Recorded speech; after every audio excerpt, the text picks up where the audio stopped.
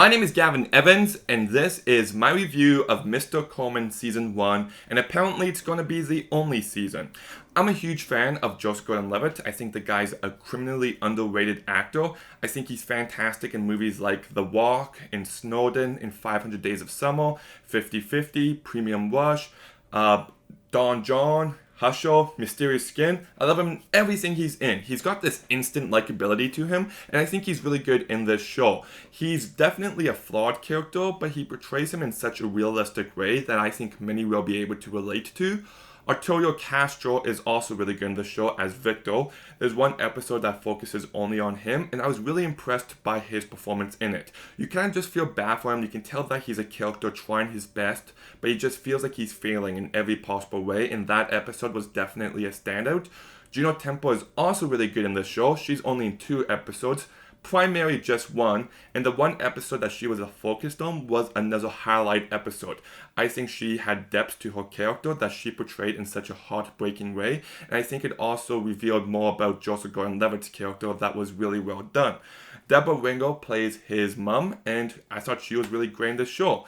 Now, I mentioned the episode featuring Arturo Castro character as a lead, and with Juno Temple, and the pilot episode is another standout episode. I thought this show started off with a really great episode, but with the exception of those 3 episodes, there's not much else to like about this show. I do like the visual flourishes the show has. At times, it's very creative with the visuals, and those moments allow this show to stand out, and I like the music by Nathan Johnson. It gives the show a unique feel, but just everything else about this show, especially the writing, was just so unremarkable in every single possible way.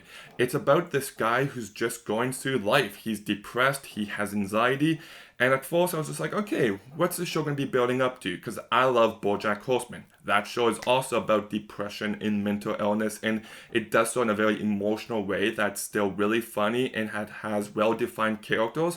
So I'm like, okay, let's see what this show does with that. And I kept waiting for this show to do something on those ideas, and it never did. Eventually, it became clear that this show was just about a guy who's not happy, and just nothing narratively happens to him.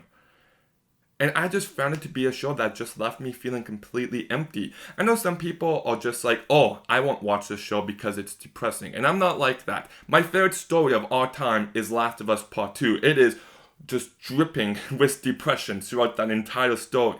I love BoJack Horseman. Like I said, it's a really depressing show. So I'm okay with shows being depressing, but there's gotta be a point to it. It's gotta build towards something. It's gotta demonstrate the characters and their flaws on for portrayed in such an engaging way, and this show never did. It's just this guy moping around, he hates everyone, he hates everything, and that's all there is to it. It was just so aimless. It didn't have a destination of where it wanted to go. You watch a show like BoJack Horseman, and you're like, okay, clearly it wants to get to this point, and then to this point, and this point, and each point it gets to reveals more about the character. It adds more layers to the character. But here, it just doesn't do that. It's so aimless, and it's mind-numbingly boring. The last few episodes that I binge-watch, I'm just like, oh my goodness, is there a point to it? It was just difficult to get to. And just like so many other shows, they wrap the pandemic into the storyline, and I just hated that. I don't know if they had a plan already for the last 3 episodes, or if they just scratched it entirely and just did these pandemic episodes. But if they scratched them entirely, then that's a huge deal, because then you're not given the ending you originally planned. Instead, you just gave us 3 other episodes so then you could get a full season when it came out. I'd rather they just wait and give us the story they wanted to tell. Now, if they didn't do that, then it's quite clear that they didn't have a plan of the season to begin with, so then that's equally flawed. Either way, I didn't like the approach these last 3 episodes had, and there's just some political stuff, especially in the last episode, which I find to be very cringy. But it is what it is. The show itself is so unremarkable in every single possible way. Like I said, it bored me to no end. The performances are good, and there's moments where you can see the potential, especially with the visuals. Like there's one dance scene between Joseph Gordon-Levitt and his mom, and I should have loved this. On paper, I should have loved that moment. It was just so over the top and unique and something different, but the execution of it left plenty to be desired. And at the end, I'm never going to think about this show again. There's nothing about what happens that's ever going to stay with me. Instead, it's just this depressed guy being depressed in a depressing world, and after a while, you're just like, enough. There's no point, I'm done with it, and that's all I can say. I do not recommend this show, so I'm going to go ahead and give Mr. Corman Season 1 a 3 out of 10. Okay, did you see Mr. Corman Season 1?